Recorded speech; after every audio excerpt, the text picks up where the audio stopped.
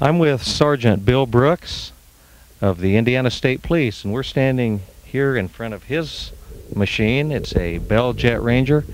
And Bill, we just got back from taking a ride with you and working in conjunction with the DNR. And you use this helicopter for a number of jobs, but can you tell us what we were doing today and how you might use this with the DNR?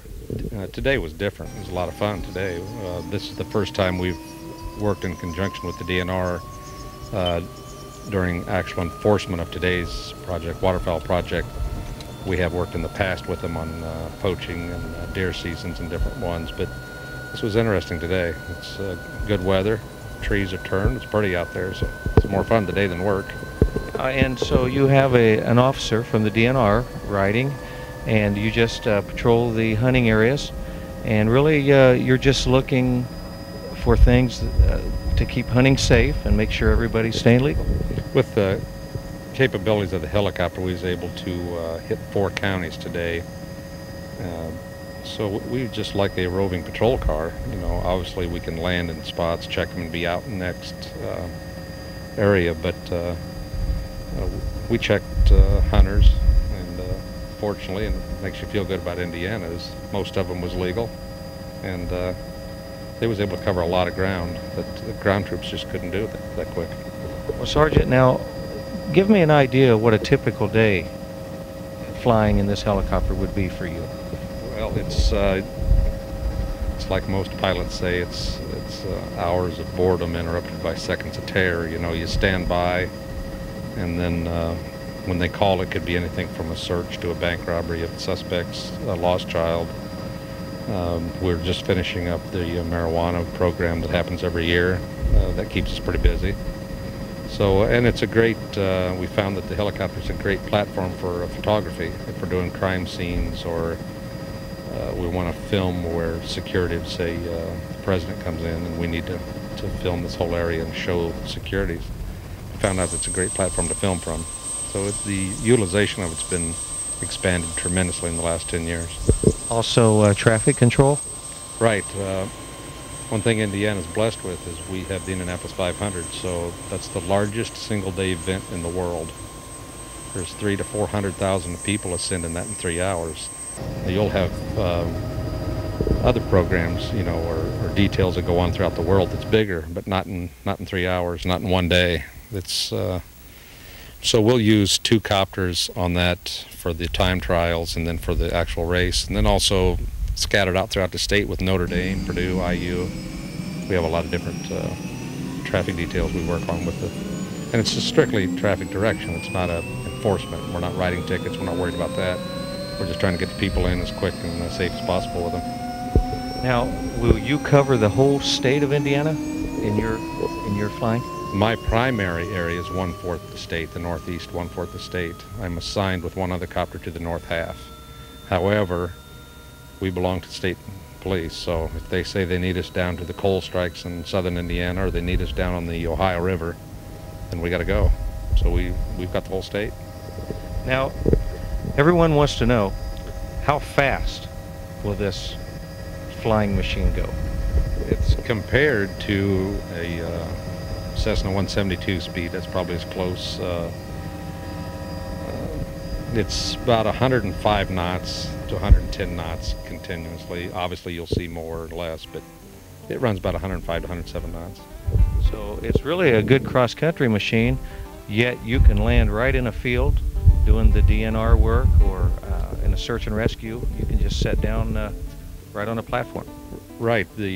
I've flown the 172s also, and you know, they're so different worlds, you can't compare them. I like them both. But if I was to have trouble, I would rather be in a helicopter. I can set down in 40 feet.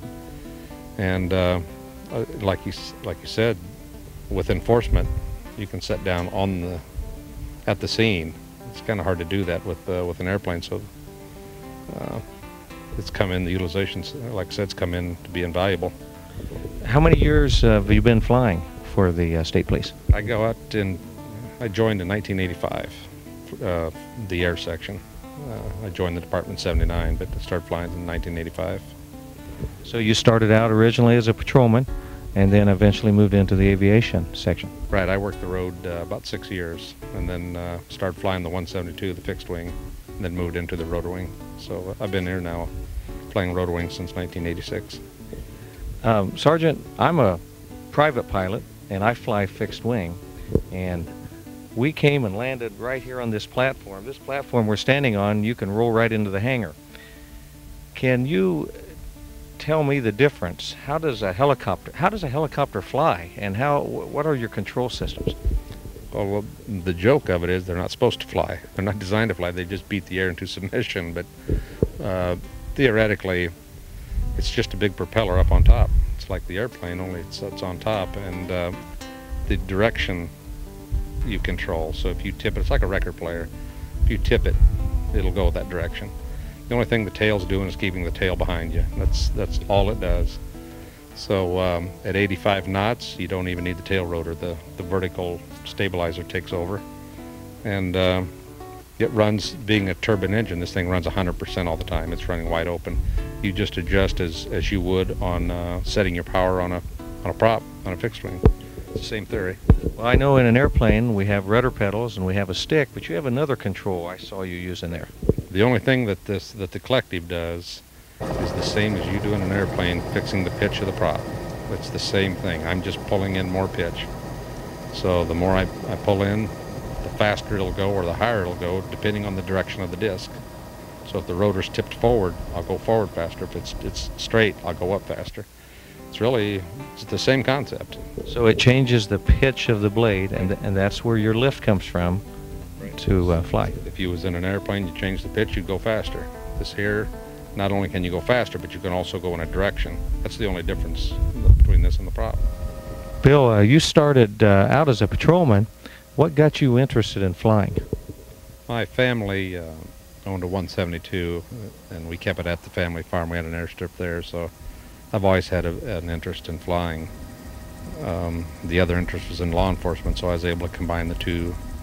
And we all have somebody we look up to or look at, and mine happened to be a trooper that turned out to be a helicopter pilot. And it shows that's exactly what I wanted to do. If I was going to be on this department, if I was going to be in law enforcement, I want to be on Indiana State Police. And if I have a choice on what I'm going to do, after working all the other, this is the job. It's the most interesting, and if something big's going to happen in the state of Indiana, you can bet the helicopter's going to be called in. So it's the most interesting thing there is.